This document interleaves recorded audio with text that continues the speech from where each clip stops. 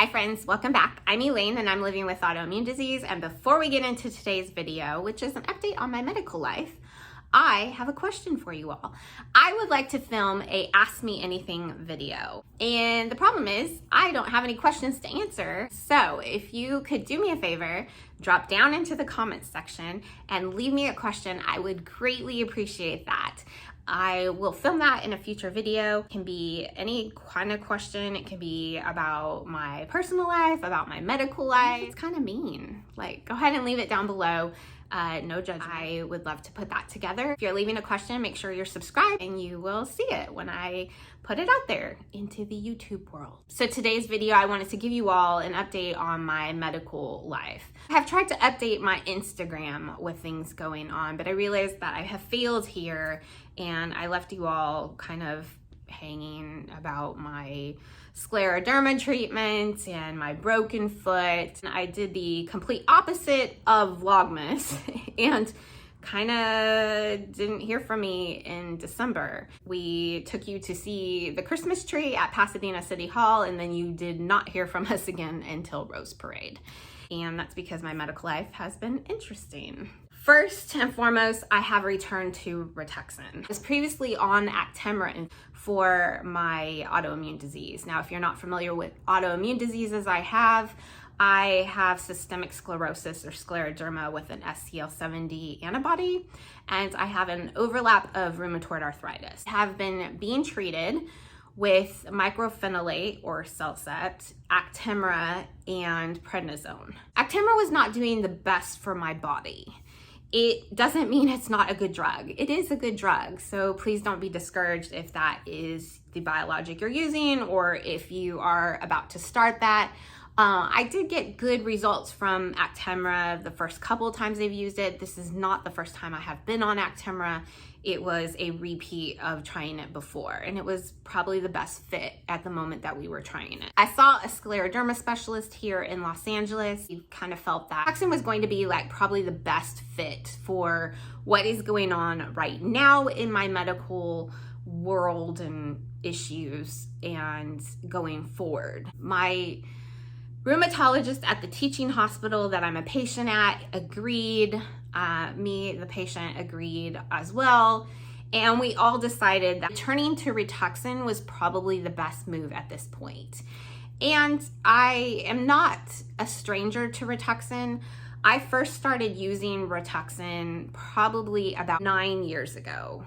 And I was a rheumatoid arthritis patient. I was kind of out of treatment options for my rheumatoid arthritis at that time. Rituxan was kind of new, and I started using it about 9 years ago, and it did really well for 2 years until I was not seeing with regard to my rheumatoid arthritis diagnosis. I did return to Rituxan in 2019, and I was using it once again until I had a side effect. So I did get shingles from my Rituxan infusions in 2019, and I had to discontinue Rituxan at that moment. And if you're wondering if I was vaccinated against shingles, I was not. This is my third try on Rituxan, and I'm pretty hopeful about it. I had an experience at the beginning of my rheumatoid arthritis journey with an infusion, and I don't do infusions alone now. I usually have a family member, but that is a part of my history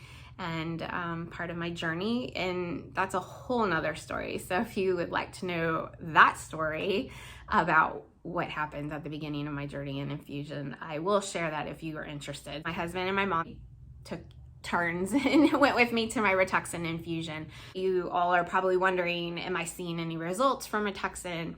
As you know, it takes about 3 months for medications to kind of kick in and start working.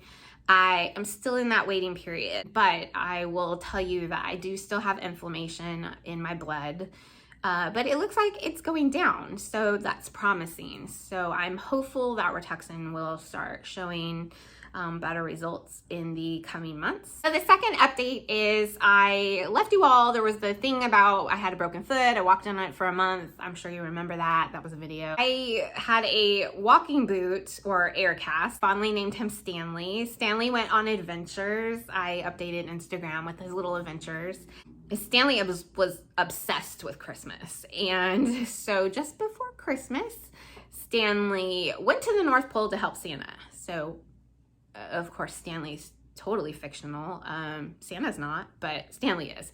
What that meant is I went to the ortho foot specialist guy, but he has a graduate degree, so I should probably not refer to him as a ortho foot specialist guy. He was actually a doctor. So the doctor I was seeing took x-rays of my foot to see how it was healing. I didn't know this, but maybe you all knew this, but your body actually forms like calcium around a broken bone, and it's like your body making a natural cast around that bone.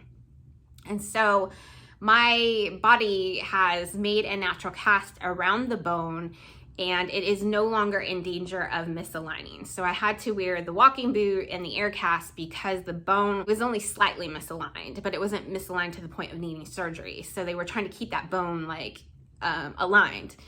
And so the bone is no longer in that danger. So I was able to take the walking boot off, which is great because with rheumatoid arthritis, I'm sure that you all can understand, but the boot is taller than shoes. So as you walk, it was starting to make my hip hurt and my knee hurt, and you know, it's all related.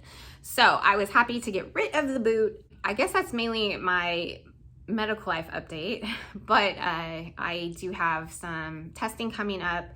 I have my annual scleroderma testing. So if you are a scleroderma patient, you understand that every year we have to have these scleroderma tests. So I have my echocardiogram coming up, and I have my high resolution lung CT to check on my lungs. I also have an appointment with the dermatologist. I know you all are thinking it's probably my scleroderma skin, and it was funny because the rheumatologist, I was telling him that I was gonna meet with the dermatologist, and you know, I have Raynaud's, so I get a lot of skin fissures, and my hands, they're not cute when it comes to skin, which is fine, but that's what it is. So my rheumatologist was like, oh, you're gonna see the dermatologist because of your hands, your skin fissures and things in the skin. And I was like, no.